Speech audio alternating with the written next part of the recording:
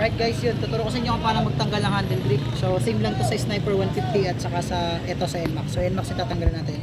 So, kailangan nyo lang ng mga heat fuse oil. Tapos, itong flat screw. Then, saksak nyo dito. And rotate nyo sa loob. Yan. So, pag nagkaroon ng lubricant sa loob yan, madulas na yan. Pwede nyo nang hilahin yan na hindi siya nasisira. Alright? Yan. Talaga. Woo! Ayos! Naglanglo na. Kabila naman tayo. Pre, alaga mo. Naglangoy na. Naglamay. Okay, dito na tayo sa kabila. So ito, saksak na lang din dito. Ayan. Tapos ikot nyo lang ng ikot.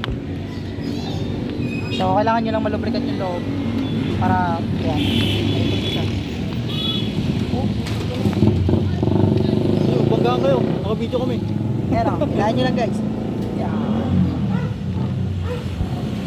Siyempre yung maliit, dalawang klase yan. Ito yung isa, malaki. So pag dinampot nyo yung malaki, malambot siya. Ito, matigas. Automatic yung matigas sa kaliwa yan. Tigas. Matigas ilagay.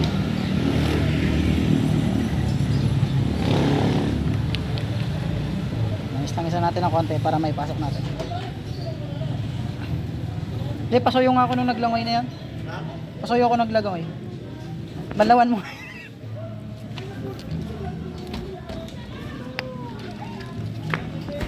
So ito na rin yung stock ang gamitin natin guys. Yan, saksak natin. So napakadali yung install ng kaliwa. Yung kawanan kasi medyo mahirap yun.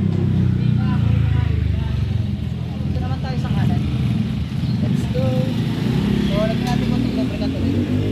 Para madali natin ipasok. Subukan natin ilagay ulit. So mahirap to kasi mayroong kuntil.